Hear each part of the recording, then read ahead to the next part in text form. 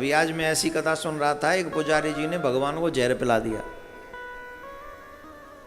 भगवान जहर पी गए, जहर पिला दिया था, जहर पी के भगवान काले पड़ गए। सच्ची घटना है ये। और तुम लोगों को टेंशन रहेगी, ये पता नहीं कब पूरा करेंगे। नहीं, हम करेंगे भी नहीं, पूरी नहीं करेंगे हम, पर सुन लो, भगवान वाकई ऐसी लीला करते हैं जो हमारी समझ में नहीं आता है, और सच्ची घटना है, कलयुग की ही घटना है। अब सुना देते हैं, अब हमसे भी नहीं रहा जाएगा, पेट में तो हमारे में भी नहीं रहेगी। ये घटना है अयोध्या की, कनक भवन की, सच्ची घटना है।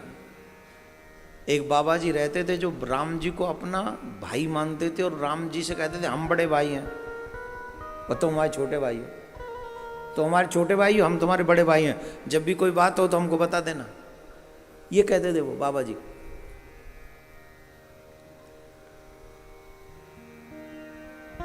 तो जब भी मंदिर जाते थे कहते कोई बात हो तो बताना, और लोग हंसते थे, बोले भगवान से तो लोग कहते हैं हमारी ये बात हो, ये कहते भगवान से कोई बात हो तो हमें बताना।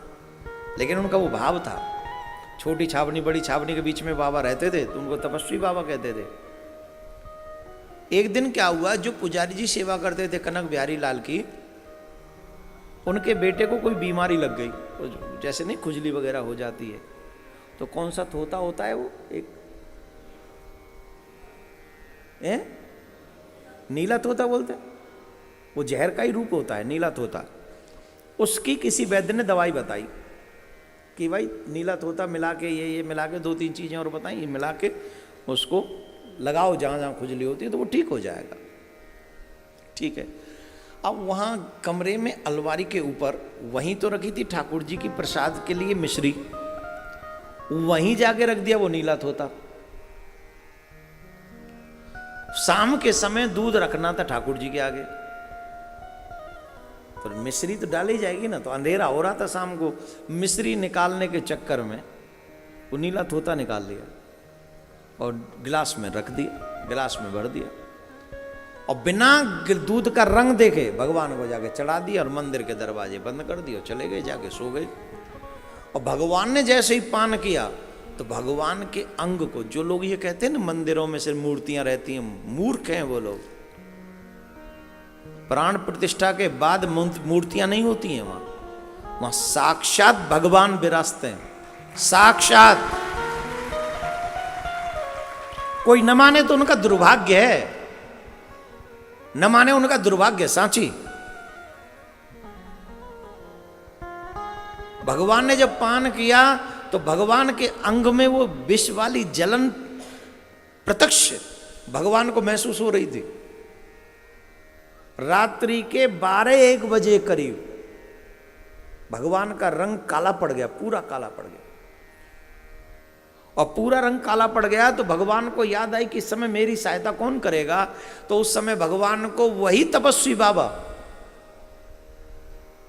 तो उन्होंने आवाज दी, वो सो रहे थे, बड़े भैया उठो, बड़े भैया उठो, बड़े भैया उठो, मुझे कष्ट हो रहा है, मुझे कष्ट हो रहा है, मुझे पुजारी ने जहर पिला दिया है, मुझे पुजारी ने जहर पिला, आप खड़े हो, जल्दी खड़े हो, मेरे पास आ जाओ, मुझे बड़ा कष्ट हो रहा है, मेरा हृदय जल रहा है, मेरा रंग काला पड़ गया है, जल्दी आइए। तपस्वी बाबा के नेत्र खुले, सामने कनक बिहारी लाल दिखे, और उनको बड़ा कष्ट हुआ। जितने भी चेला थे सबको जगाया, उठो उठो उठो, जल्दी करो, ठंडाई बनाओ, ये बनाओ, वो बनाओ, सब लेके चलो, जल्दी चलो मेरे। अरे बाबा रात्रि में भयो कहा, अरे बोले तुम जल्दी चलो, मेरे ठाकुर को जहर पिला दिया। गुलाब जल इत्यादि लेके, ठंडाई बनाकर, दूध को ठंडा करके, जो जो उनको सुख दे सके ऐसी चीज़ें लेकर वो तपस्वी बाबा दौड़े, जाके पुजारी को जगाया, जगो जगो जगो।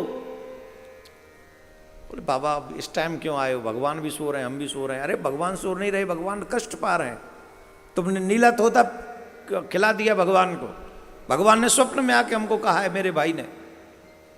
अचानक से याद आया, हाँ नीला तोता वहीं रखा था जहाँ मिश्री रखी थी। अब तो दौड़े और जाके पुजारी जी और महात्मा जी दोनों मंदिर के अंदर गए, बाकी सब बाहर रहे।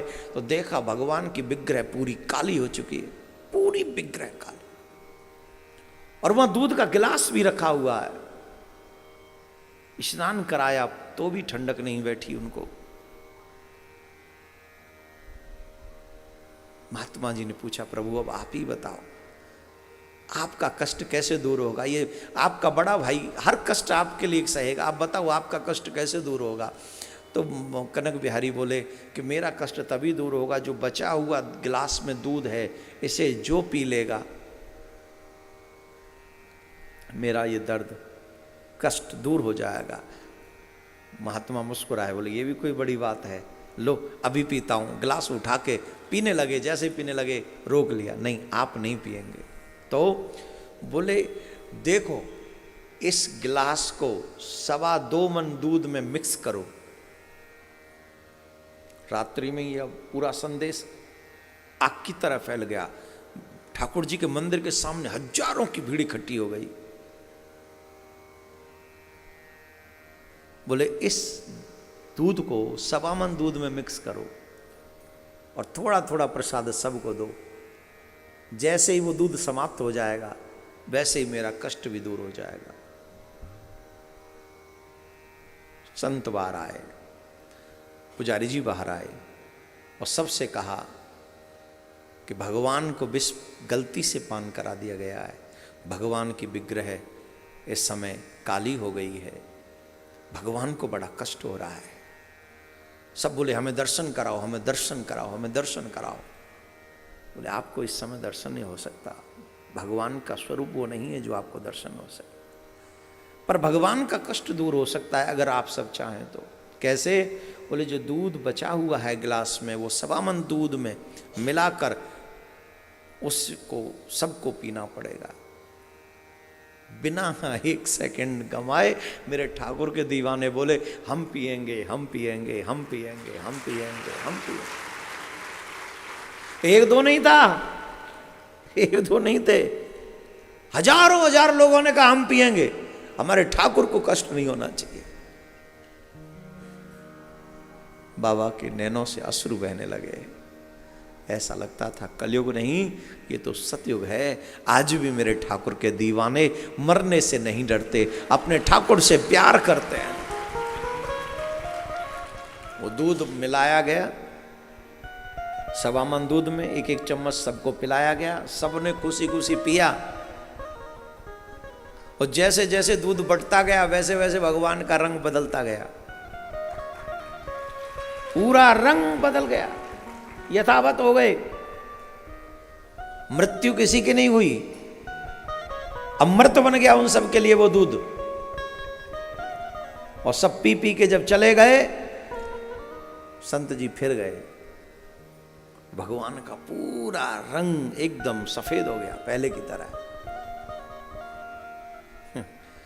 पर हथेली में फिर भी कालिमा थी।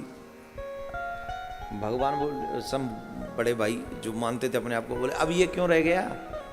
बोले वो इसलिए रह गया, जिस कढ़ाई में दूध मिक्स किया गया था उस कढ़ाई में थोड़ा सा दूध रह गया था और उस दूध को नहीं बांटा गया। इस वजह से ये अब, क्योंकि सब चले गए, वो दूध अब बटेगा नहीं, तो ये कालिमा तो हमेशा मेरे हाथ में रहेगी, जिससे पता चले कि मेरे बड़े भैया ने मेरे लिए क्या किया था। किस किसने कनक बिहारी भगवान के दर्शन किए अयोध्या में? किए?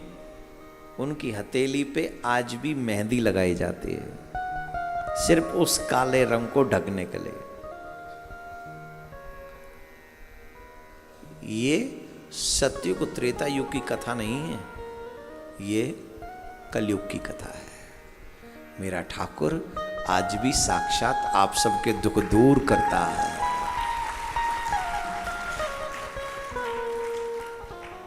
अभी के लोग होते तो जो कहते पुजारी को जहर पिला दो, है ना। आजकल तो सबका ध्यान पुजारी पंडितों पे ही, बोले इनको मारो पहले, इन्हें क्यों पिलाया जहर? अरे वो जानबूझ के थोड़ी पिलाया, पर ठाकुर जी तो ये लीला करते हैं, ये दिखाने के लिए कि तुम ये मत समझो कि मैं यहाँ नहीं हूं, मैं अभी भी यही हूं। तुम मुझे पहचानो तो सही, तुम मेरे को समझो तो सही, मेरे पास मेरे बन के आओ तो सही। बोलो राधे राधे। ऐसे नहीं, जोर से।